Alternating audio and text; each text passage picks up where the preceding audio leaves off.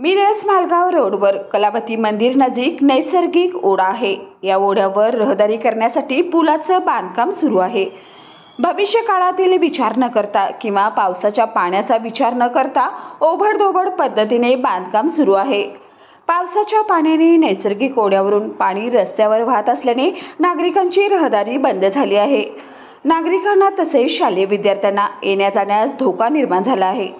मिरज मालगाव सुभाषनगर गुंडेवाडी खंडेराजुरीसाठी जाण्या येण्यास एकच पर्यायी मार्ग असून हजारोच्या संख्येने वाहनांची वर्दळ आहे।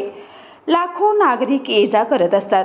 कंत्राटदाराने केवळ मुरुमाचा भराव टाकून बाजूने केलेला पर्यायी रस्ता खचून गेला आहे। पुलाच्या बांधकामात मोठ्या प्रमाणात भ्रष्टाचार असल्याने कंत्राटदार व सार्वजनिक बांधकाम विभागाच्या अधिकाऱ्यांची खातेनिहाय चौकशी करण्याची मागणी राजकीय पक्ष शिवसेना उद्धव बाळासाहेब ठाकरे शिवसेना पक्षाच्या वतीनं व स्थानिक नागरिक करत आहेत। पावसाळ्याचे दिवस असल्याने व शाळा कॉलेज सुरू झाल्याने पालकांच्या मध्ये व नागरिकांच्या मध्ये भीतीचं वातावरण निर्माण झालं आहे। मिरज मालगाव रस्त्याचे डांबरीकरण गेले दीड वर्ष रेंगाळत राहिल्याने संत गतीने सुरू आहे। रस्त्यामध्येही मोठ्या प्रमाणात भ्रष्टाचार झाल्याने त्यांचीही खातेनिहाय चौकशी करण्याची मागणी होत आहे। कंत्राटदाराला बांधकाम विभागाकडून पोहोचण्याचं काम सुरू असल्याने सातत्याने वर्तमानपत्रातून बातम्या प्रसिद्ध होत असूनही जाणून बुजून दुर्लक्षित केलं जात आहे। शिवसेना मिरज शहर संपर्क प्रमुख विवेक उर्फ पप्पू शिंदे यांनी कंत्राटदारांचे काम हे निकृष्ट असल्याने त्यांच्यावरती कायदेशीर कारवाई करण्याची मागणी केली आहे। आनंद बापू युवा मंच संस्थापक अध्यक्ष विजय शिंदे यांनीही यापूर्वीच कंत्राटदारावरती कारवाई करण्याची मागणी केली होती। शिवसेना शहर संघटक विवेक उर्फ पप्पू शिंदे, शिवसेना शहर समन्वयक अतुल रसाळ, मुस्लिम मावळा अप्सरा आगा, नंदू वडगावे, सूरज परदेशी, शहर शिवसेना यांच्या वतीनं उद्धव बाळासाहेब ठाकरे गट तसेच डेव्हलपमेंट फोरम मिरज अध्यक्ष शीतल कदम, उपाध्यक्ष प्रकाश साबळे, कपिल सावंत, विजय शिंदे यांच्या वतीनं करण्यात येत आहे।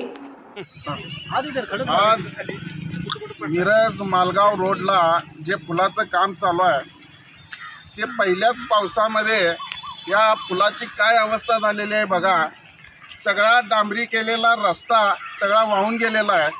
त्या नाल्यावरचं जे काम चालू आहे त्या नाल्याची सफाई मागच्या 5 वर्षापासून झालेली नाही।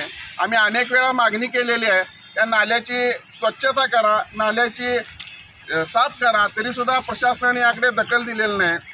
संबंधित जे ठेकेदार आहेत त्यांनी वर्क ऑर्डर काय आहे ते कधी इथं बोर्ड लावला नाही आणि लावलेला बोर्ड चोरीला गेला आहे असं सांगतात।